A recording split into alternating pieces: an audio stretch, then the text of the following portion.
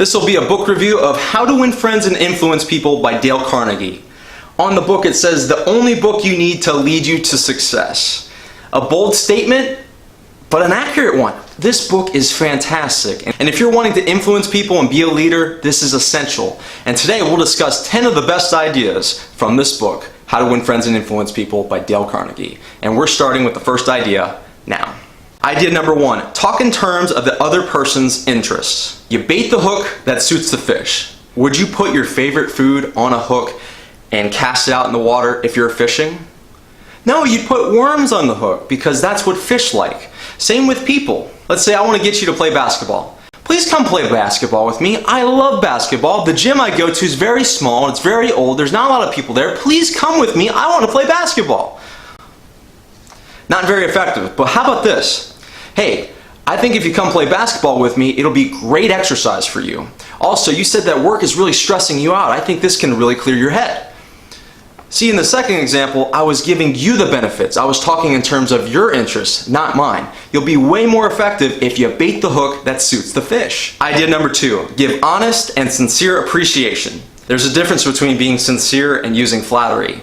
Flattery is like using counterfeit money. Eventually it's going to get you in trouble, so don't do it. Here's an example of flattery. Let's say your boss got a haircut. Hey boss, love the haircut. Ah, well, thank you. Hey boss, can I leave early? You might have meant the compliment you gave him, but because you were asking for something, it seems like it's flattery. What about this scenario? Hey Molly, I thought you did a great presentation today. You're an excellent public speaker. Oh, well, thank you. Hey Molly, you want to go out sometime? Again, I could have meant the compliment I gave her, but because I'm asking her out, it seems like flattery. So anytime you give someone a form of appreciation, some praise, do it from the goodness of your heart and don't expect anything in return. People will love you for that. Idea number 3, call attention to people's mistakes indirectly. Big idea here is swapping but for and. Here's the first scenario. Hey Johnny, you have an A in math and that's fantastic. But you have a C in English and really need to work on that. The other way of saying it. Hey Johnny, you have an A in math. That's great. And if you keep this hard work up, I'm sure your English grade will improve. You see, I pointed out in the second scenario that Johnny's grade in English needed to improve, but I did it indirectly. Idea number 4 I've combined. The only way to get the best of an argument is to avoid it, and if you're wrong, admit it quickly and emphatically. One example being when I started off as a pharmacist, I got keys to the pharmacy, opened it up, closed it up, but one night, it was just a very busy and stressful night, I closed the pharmacy, did not lock it. My boss called me the following day and said, hey Michael, I noticed you didn't lock up the pharmacy. Nothing got taken, I just wanted to bring it to your attention. I could have got all defensive and said, oh, it was such a busy and crazy day, I don't know what I'm doing, and nothing got stolen, so there's no big deal. But I admitted I was wrong and I did it emphatically. Sir, I'm just so sorry. That was so careless of me. I can't believe this. We could have lost so much money. There's like $500,000 in medication in there.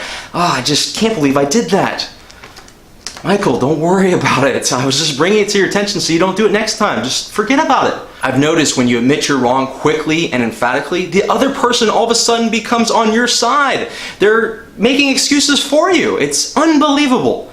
So avoid arguments and admit that you're wrong quickly and emphatically. Idea number 5, talk about your own mistakes before criticizing the other person. One example here, I remember this big guy in the gym came up to me, he noticed I was squatting wrong. When I was bending down, my knees would kind of close in and almost tap each other.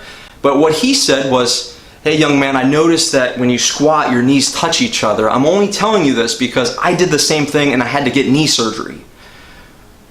I stopped doing that, but I imagine if he came up to me and said, hey kid, you're doing that wrong, you need to do it like this, you need to spread out your knees. I would have said, forget this guy, he doesn't know what he's talking about, I know my stuff, I'm going to keep doing it my way. Because he pointed out his mistake first, I was more receptive to his suggestion. Idea number 6, let the other person save face.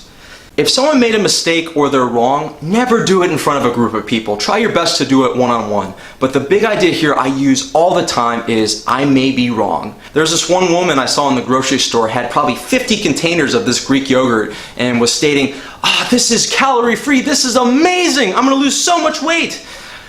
And I knew that it wasn't calorie-free. I believe it was sugar-free because it had sugar alcohol in it. And all I did is I went up to her and I said, "Ma'am, I may be wrong, but I think it's 0 sugar, not 0 calories." Then she glanced at the yogurt and said, "Oh, yeah, I guess you're right." But if I didn't say I may be wrong, it might have come across as me attacking her, and she probably wouldn't have listened to what I had to say. Give the other person a fine reputation to live up to. Let's say you have a 5-year-old son. He's coloring on the walls. You've told him several times to stop, but he just won't. You've gone up to him and say, "Hey, look, I've told you 1,000 times, just stop doing it." Again, he's still drawing on the walls. But what if you went up to him and said, "Hey, you're a big boy now. Big boys don't color on the walls." He'd probably stop, right? I can think of an example at work. I was working with this teenager who was late a couple times. "I'm just surprised that you're late. It just doesn't fit in line with how I see you." And once I told him that, once I gave him that reputation to live up to, he wasn't late ever again. Get the other person saying yes, yes, immediately.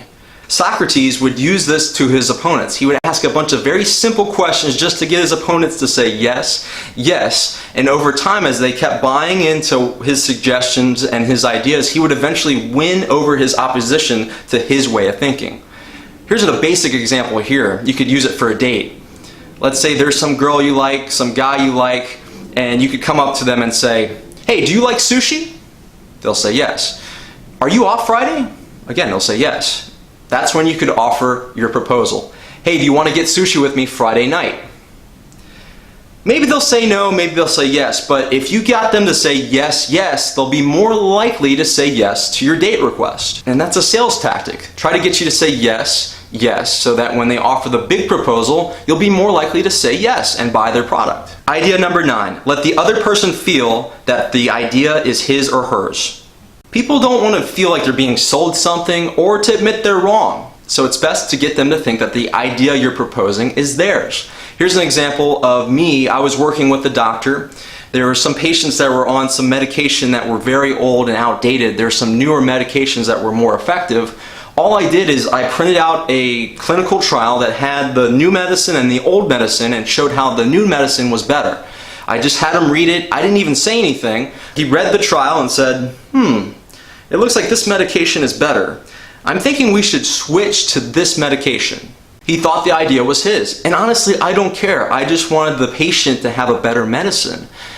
But now the doctor doesn't have to feel like he made a mistake for putting them on the other medication, and he feels good about swapping his decision. It's a win-win because I let him believe the idea was his. Idea number 10, praise the slightest improvement and praise every improvement. In the book they say, be hearty in your approbation and lavish in your praise. This goes for maybe new people that you just hired.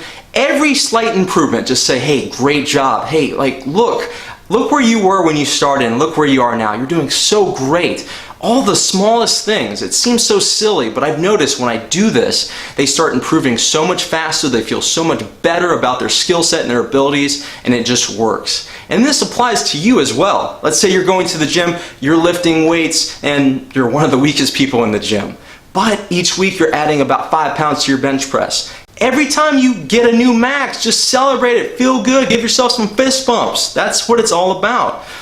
So every time you see an improvement, praise others and praise yourself. This is Michael Unks. I hope these ideas add value to you, and if you want more book reviews like this, you can subscribe to my channel today and hit the bell notification so you don't miss anything. This is your friend Michael Unks, inspiring you to learn, laugh, and love. Hope you enjoyed this video, and I'll see you in the next one.